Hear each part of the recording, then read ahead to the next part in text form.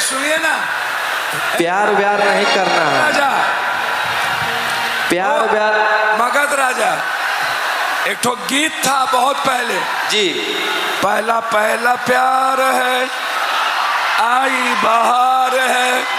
अरे सुना, हेलो, एक गीत था। हाँ। पहला पहला प्यार है, आई बहार है। अब गीत दूसरा हो गया। हाँ।